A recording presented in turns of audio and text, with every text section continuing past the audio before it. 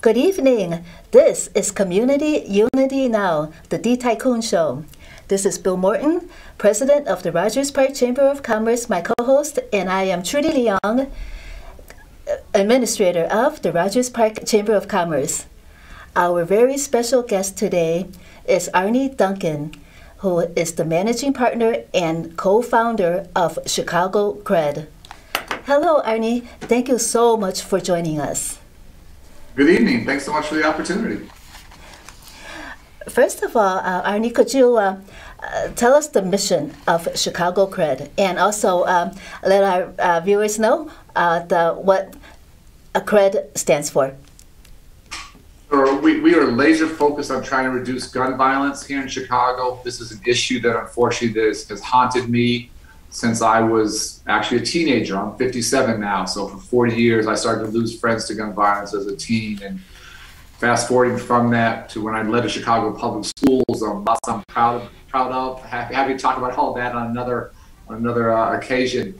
But during my watch, during my time leading the Chicago Public Schools, very tragically, we had a child killed every 2 weeks due to gun violence. It was a staggering rate of loss.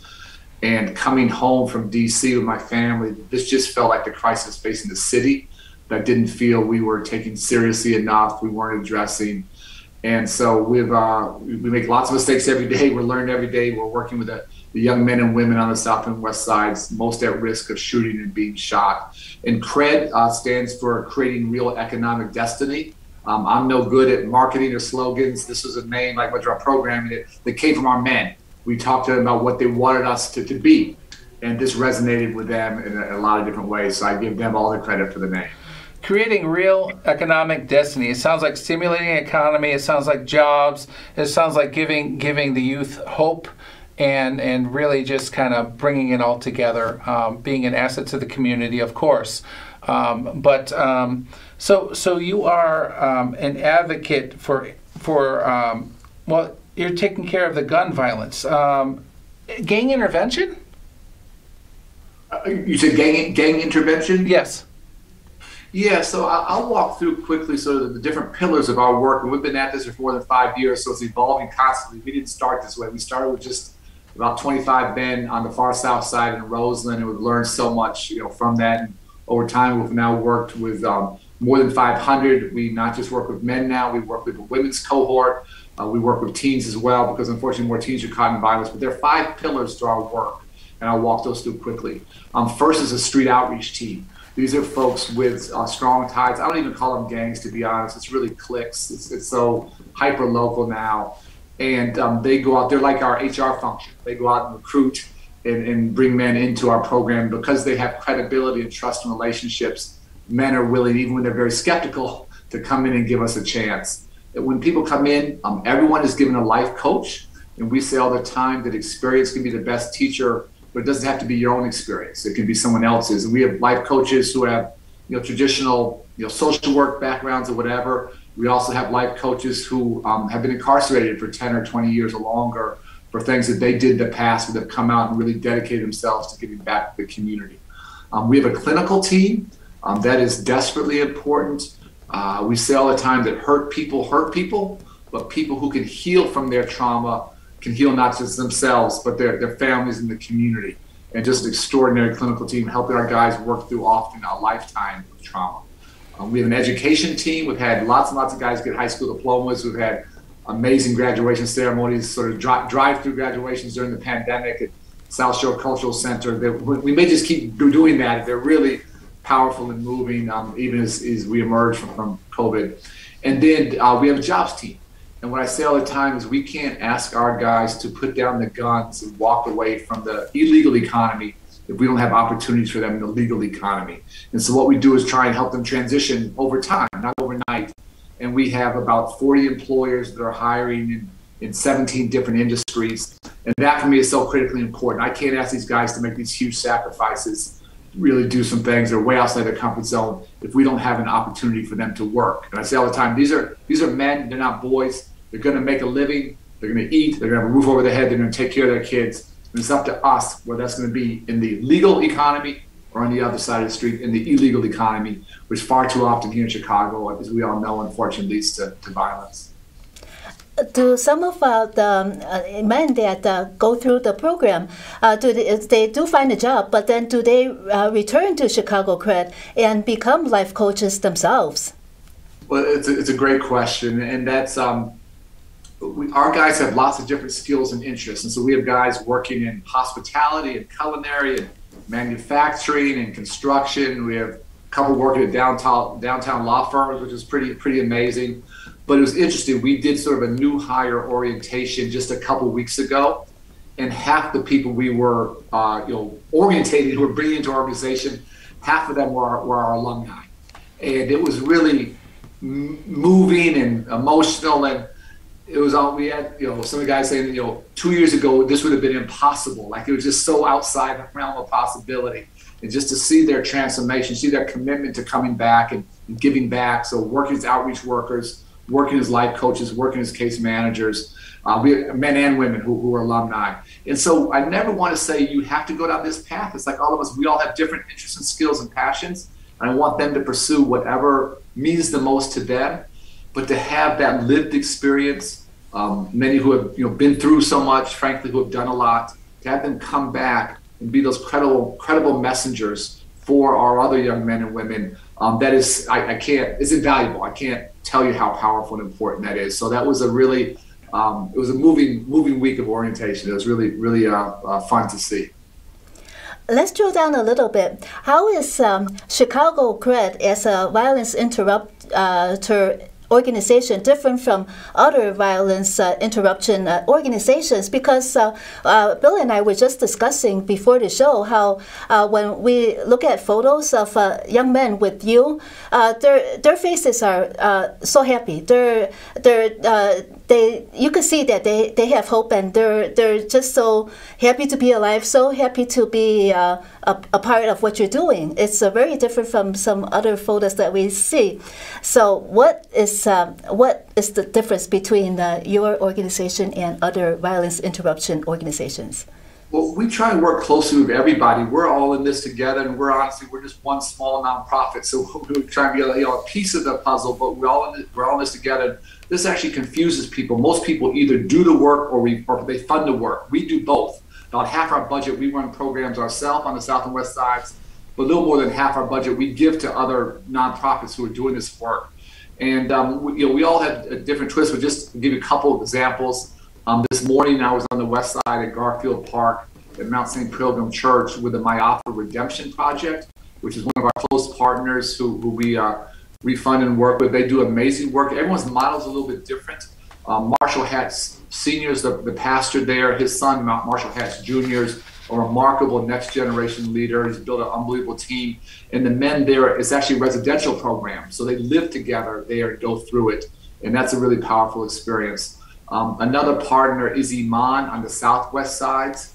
They had a program called the Green Reentry Program, where they were taking men who may have served 20 or 30, 40 years coming out of jail and help them sort of re-enter. That's really important work, but most of those guys have aged out of shooting. They're not the ones at risk of shooting, being shot. So we said, keep doing that, but could you pair that with our younger guys? And so now they have an intergenerational cohort where the older guys are helping to mentor and take care of the younger guys. So those are just a couple of our close partners. The Youth Peace Center, I was there yesterday in Roseland, just amazing work. Mr. and Mrs. Jones there, I think they're walking saints. They've been in the community for 25 years, and that was like our first partner. So we're, again, a piece of the puzzle, but there's so many other fantastic puzzle pieces. We're all trying to learn together. We're all trying to work together, learn from our mistakes, replicate our successes. And it's some of the most, it's the hardest work I've ever done.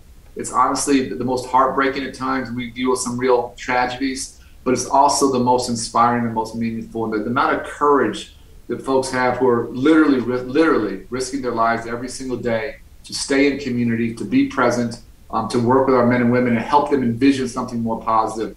It's beyond moving to me. Because I think that you see a lot of your clients, you see how they were, and then how their experience with Chicago Cred changed them, so you see the results. Well, they change, and again, I always say transformation is not overnight, it's over time. We have good days, and we have horrible days and better days, but I will say they have taught me this is the best education I've ever had. And so they're changing, but I promise you, me and my staff are changing as much, if not more. And we always say we are co-designing this, we are co-creating. Where we make mistakes, they call us on them. And I think I have a great idea, and they'll say, Arnie, that's crazy. We're not going to do that. And I'll say, okay, let's listen and talk about it. So we're all in this together, and without their buy-in, without their commitment, honestly, without their courage, we're asking people to put down the guns, rest themselves. Many have never worked before. We have people who literally never went to high school, who are getting high school diplomas at 28, 29, 30. That takes extraordinary courage to take that step. And so we're all in this together, working together, and it's extraordinary work. These are extraordinary men and women who have been through so much, but they're leaders. They want better for the community. They want better for their families. To see them living those values, that's the gift. That's the joy of this work, that I get to see that every single day. You're the co-founder of Chicago Cred. How long has the organization been in existence? How long have you been doing this? So a little over 5 years, which is crazy. Time flies. So we started in September of 16, and we recruited guys from the neighborhood out south. I was spending a lot of time in Cook County Jail, and talking to guys there, and trying to figure out what we could do to be helpful. And I said, our model is much more sophisticated than it is. We're a lot smarter today than we were 5 years ago. I hope 5 years from now we'll be a lot smarter than we are today. But the thing I always say is that no one has to come into our program. No judge assigns them, no probation officer.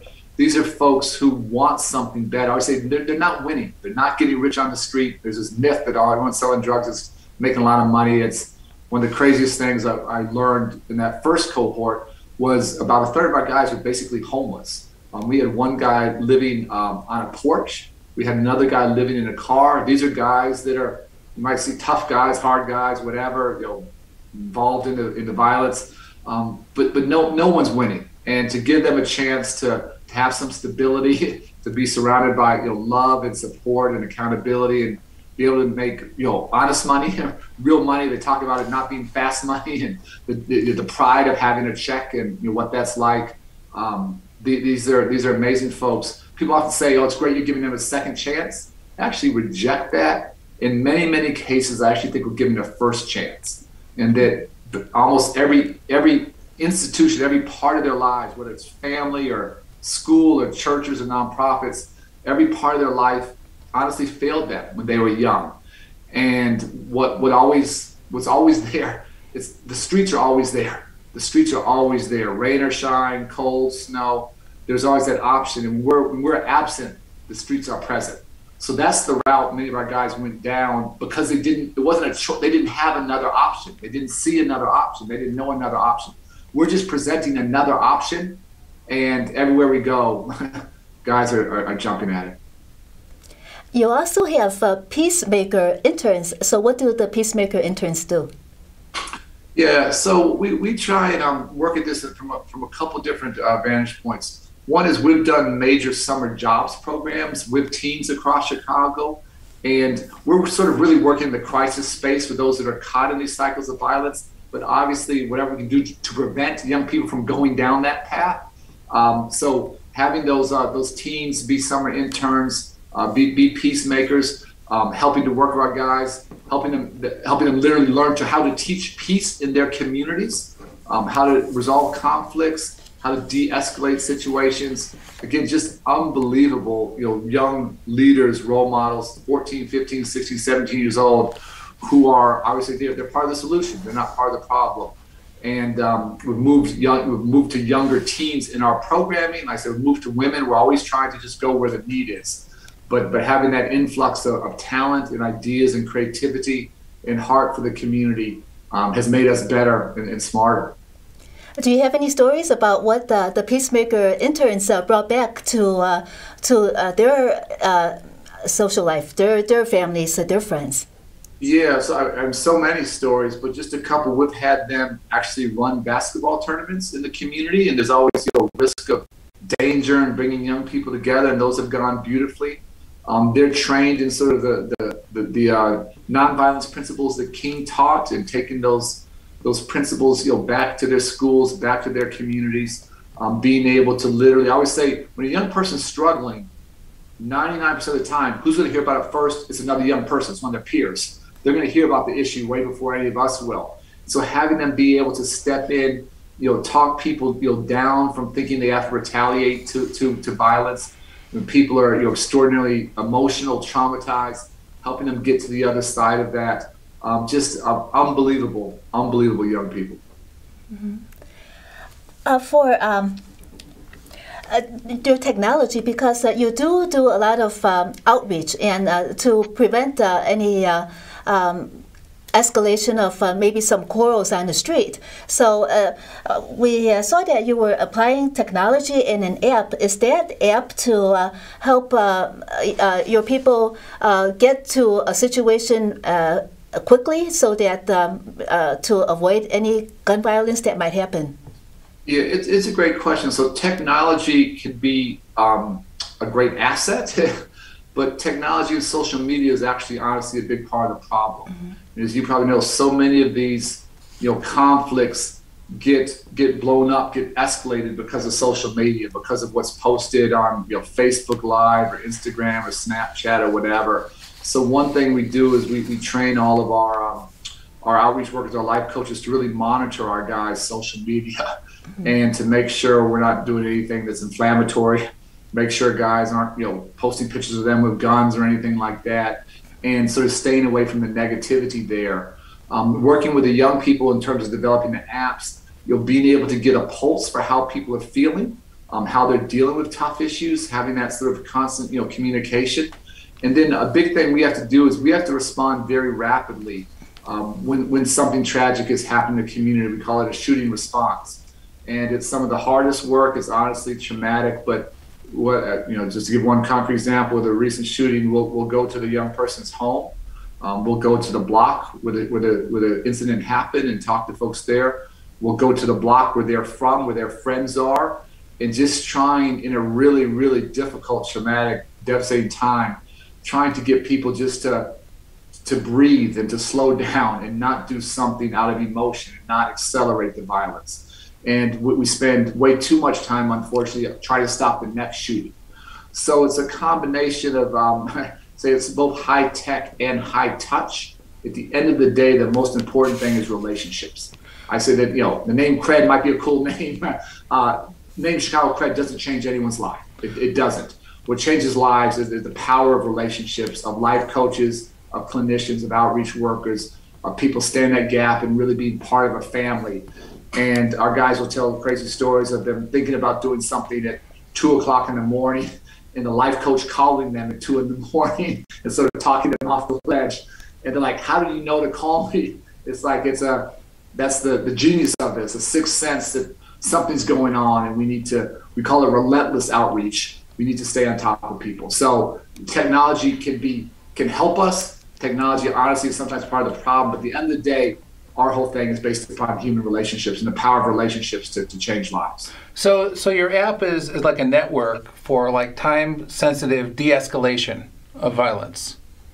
That's one way we use things. We monitor social media very carefully. That's a second way we do things. And we had teams actually develop apps that were really around mental health and giving young people skills and ability to think through stuff and sort of daily reminders and prompts as they were dealing with things. So we've done a couple different things over time.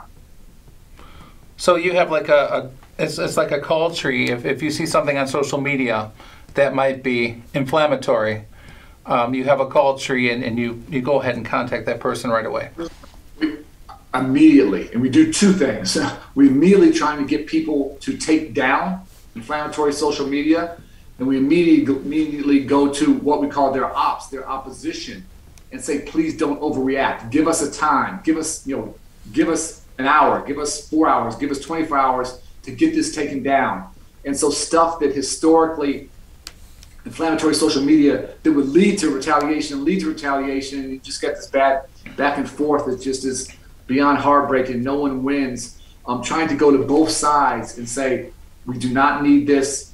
Don't do something stupid. Take that down. We've had people take down stuff and apologize. We've had other people say, thank you for taking that down. But I hate that it's so important, but our young people have grown up on social media.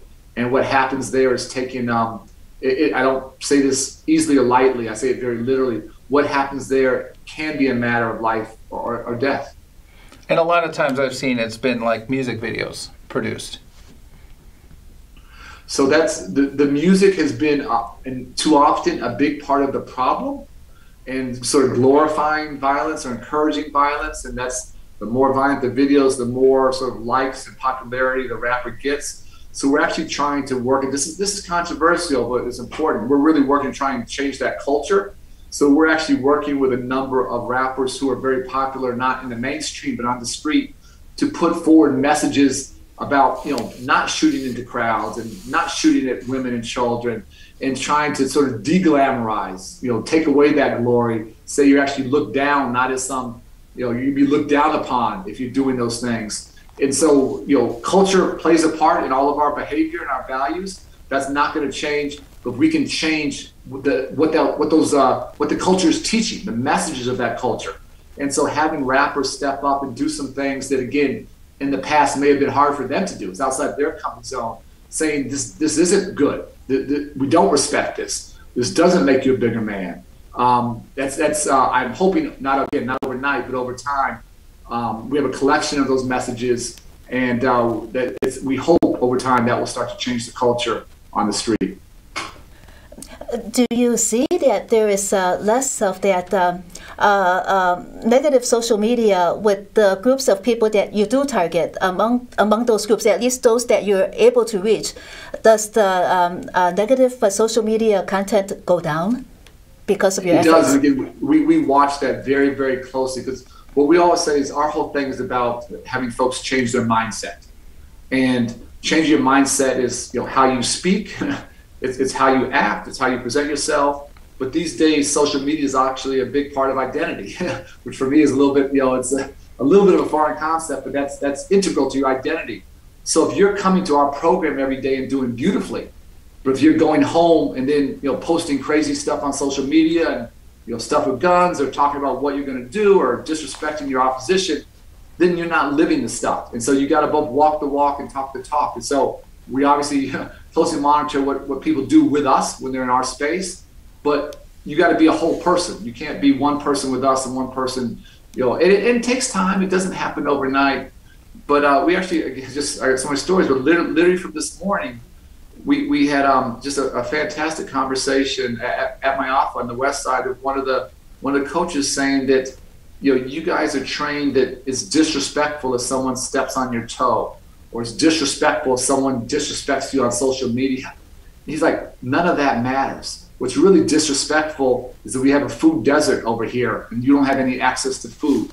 What's really disrespectful is you don't have access to quality health care, but you're fighting the wrong battle. It's like it's all a lie. And you could sort of got the guys thinking that, we're fighting all the wrong battles here. We're fighting, minor, tiny little things that somehow become life and death. We truly have, life-threatening things in our community that we just accept, and we should be fighting those together, obviously in a positive way. So that's the battle. Is you don't have good food to eat. You don't have access to good mental health. You don't have access to recreation programs. That's the enemy. It's not something someone posts on social media. It's not if someone steps on your toes by accident walking down the street. That's not what's a real threat to your existence. And you can see the light bulb starting to go on. Mm-hmm. Well, I guess that you're putting together so many pieces of the puzzle. Maybe all the positive work that you're doing could be applied to addressing the food deserts and all the other problems in the community. For instance, for Cred Made, that's a business that Chicago Cred created for employment opportunities as well. Could you tell us a little bit about that? Yeah, and your point is so important. So we're sort of really working in the crisis space, but we also have to, again, I talk about walking and chewing gum. We have to walk and chew gum, and we have to also deal with the root causes of violence. And I always say, violence, you never see violence in a neighborhood that doesn't have other social ills. Violence is like the last manifestation of poverty, of redlining, of racism, of lack of opportunity, of lack of investment, of lack of jobs, lack of health care, lack of mental health options. And at the end of the day, that's what you see. And so it's very easy to say it, it's hard to do. Is all we're trying to do is build healthy communities. And if we build healthy communities, I promise you the gun violence will go down. I promise you that.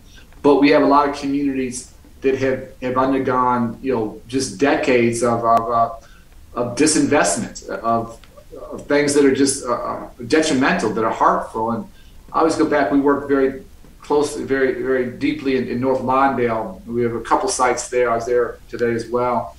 And Dr. King in 1966 came to North Lawndale to talk about the slum conditions. And here we are, more than 50 years later, and North Lawndale's come a long way, and there's some amazing, amazing things happening in North Lawndale. But unfortunately, North Lawndale historically is still one of our top 5 violent communities in Chicago. And this year, knock on wood, is doing better. We still have a long way to go. So think about Dr. King's vision and dream from 5 decades ago, and how far we have to realize it. So we have to keep working and working at the community level. On your question about Cred Made, and I appreciate you raising that, is we've started our own. It is a business. This is not a charity, where it's a contract manufacturing business, where we're employing now about 20 of our men in a warehouse who are doing packaging. And what we want to demonstrate, we're always trying to increase the flow of jobs. And we have 20 men working there. If we had more business, we could have as many as 100 men working there. And so we're trying to build up the business, but we want to demonstrate that you can run a successful business with men who may have a background, or may have a felony background, or honestly may have a violent felony background and been incarcerated. But again, because they want to do something better for themselves and for their families, they're going to work hard. And we actually, yesterday, there are too many stories, but we took a bunch of guys out, just play some basketball, some pickup basketball yesterday after work in the evening, and just have the guys relax and have some fun, and just see their pride in the community they're building there at Cred Made.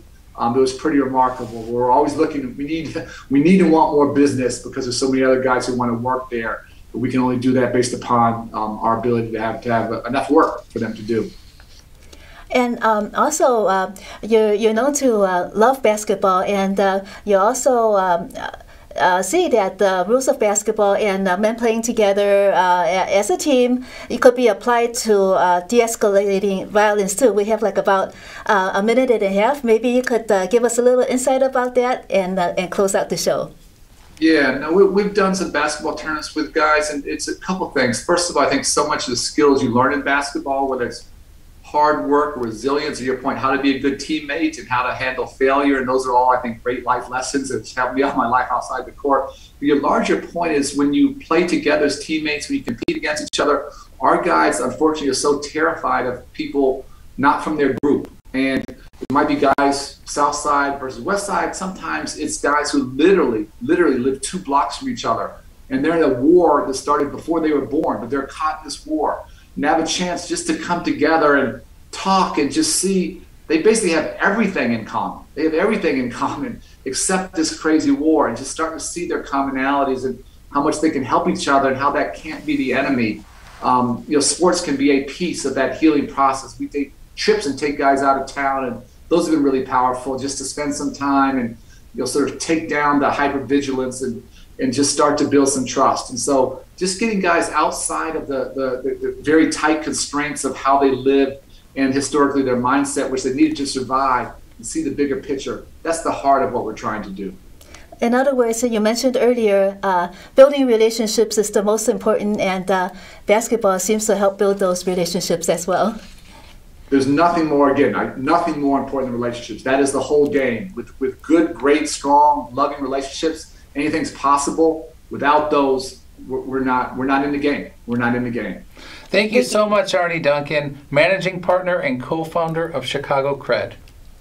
Thanks so much for having me. I'd love to sometime come back with our guys and have you interview our men. They're much more interesting than I am. And so if you ever want to do that, let me know. And for them just to tell their own stories, I think it would be extraordinarily powerful for your audience to hear. Yes, we will have that for sure. Thank you so much, Arnie Duncan. Thanks so much. Have a good night. Appreciate the opportunity. Thank you.